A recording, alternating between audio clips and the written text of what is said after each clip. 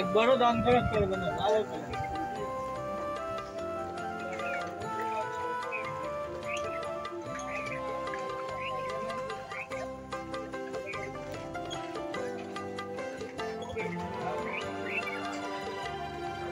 এ ভাই কি মাটির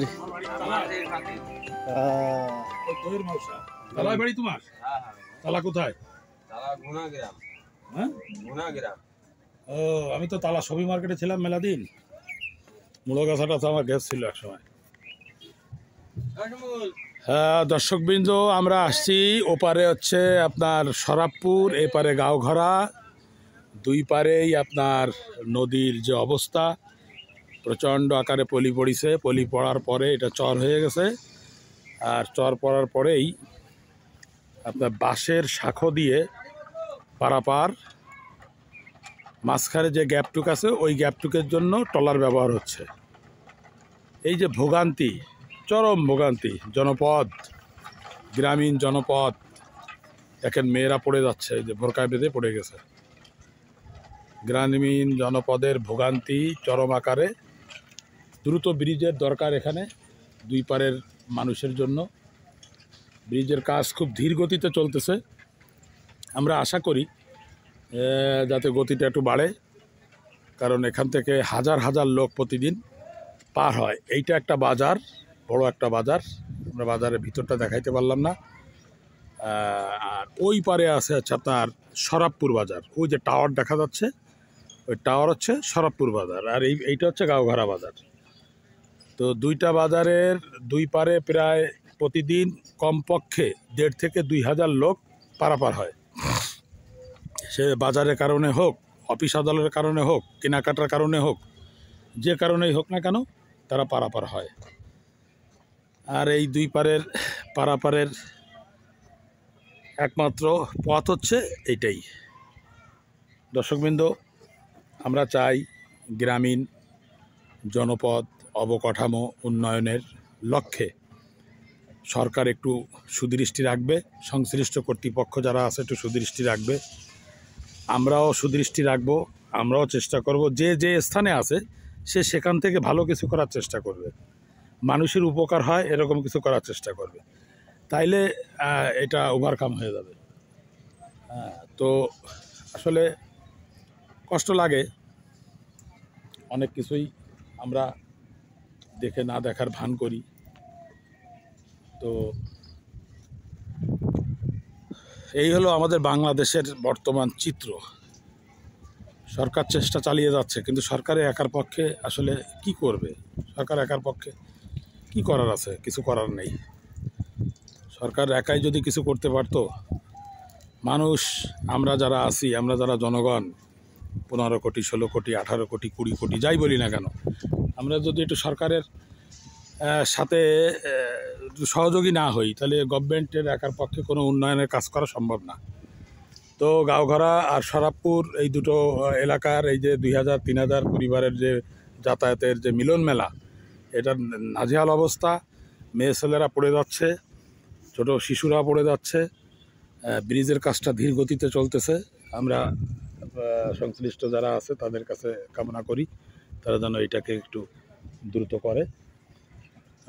তোমাদের এটা কি মাদ্রাসা নাকি হুজুর? কি মাদ্রাসা? গাঁওঘরা খেয়াঘাট মদিনাতুল উলুম কওমি মাদ্রাসা। তোমার নাম কি? ফাইম মোড়ল। তোমার বাসা পাশেই? ও, এইখানে তুমি কি কি পড়তেছো? নাজেরা। সূরা ফাতিহা পড়তে পারো তুমি? সুন্দর করে একটু শোনাও তো। আউযু বিল্লাহি মিনাশ শাইতানির রাজিম। বিসমিল্লাহির রহমানির রহিম।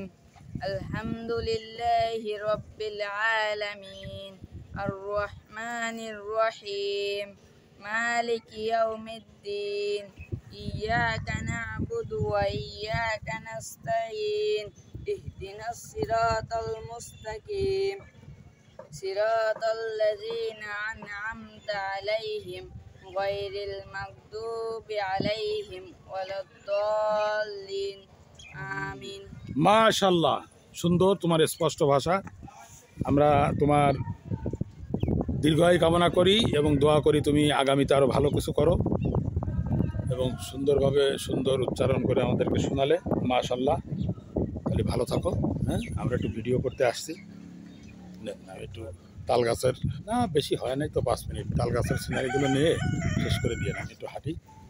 আপনি একটু কিছু বলেন, না বলেন, না বলেন। তাল গাছ এক পায়ে দাঁড়িয়ে আছে। তাল গাছের উপকারিতা কি? আপনার বজ্রপাত থেকে আমাদের অনেক রক্ষা করে।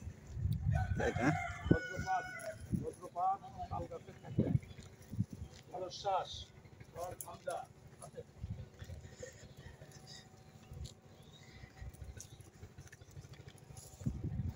তাল গাছ আছে, পায়রা, অসংখ্য পায়রার দল। এখানে শেষ করে দেবো, ওই গরু এখানে কোথায়? এই যে গরু পায়রা, দেখানে একটু পায়রা, পায়রা উড়াই দেবো।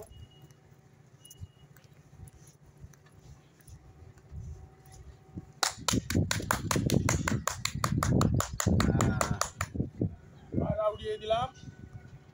আর এখানেই সমাপ্তি ঘোষণা করলাম। আপনারা দর্শকবৃন্দ, শ্রোতাবৃন্দ ভালো থাকবেন। আসসালামু আলাইকুম, আল্লাহ হাফেজ। স্যার, আমি কথা বলতে লাগবো, আর আমার এত ক্লোজ একটা নেবেন। আজ আমাদের ছোট ভাই সে ডাব বিক্রি করতেছে, তার একটা সাক্ষাৎকার নেব। এটা হচ্ছে কুল বড়ই গাছ, দেশীয় কুল, এখনো পাকে নাই।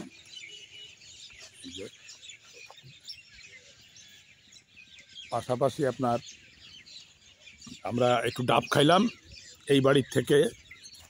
এই নারকেল গাছের থেকে ডাব কিনলো আমাদের এক ছোট ভাই, বলা যাবে না, ভাইপো। ও ডাব নারকেল ব্যবসা করে,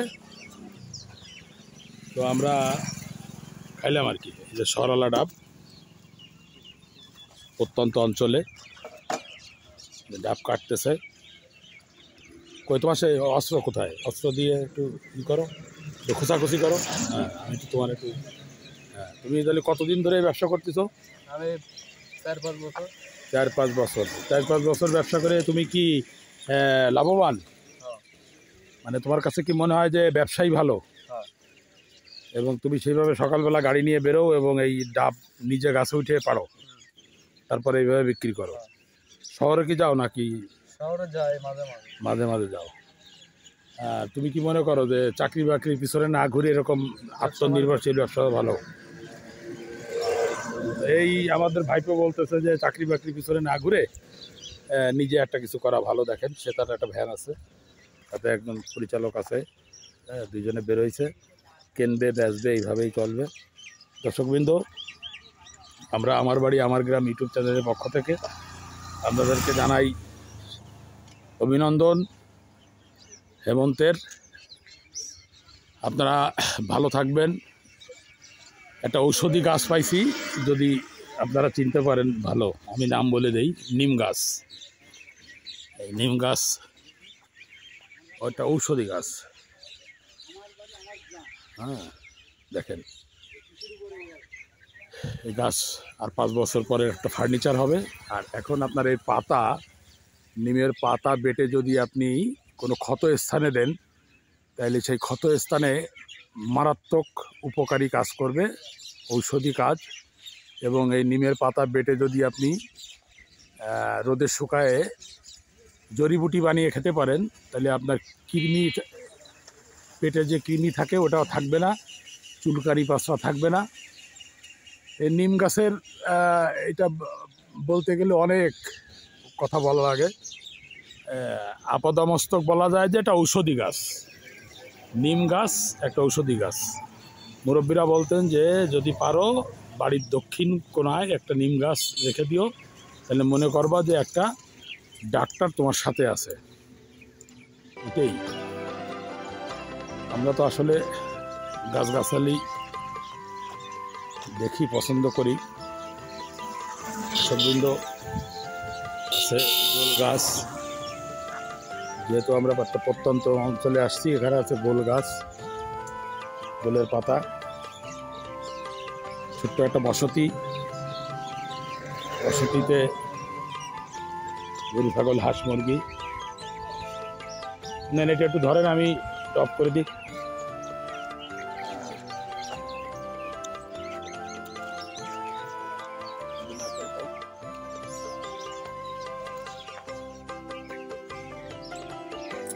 আমার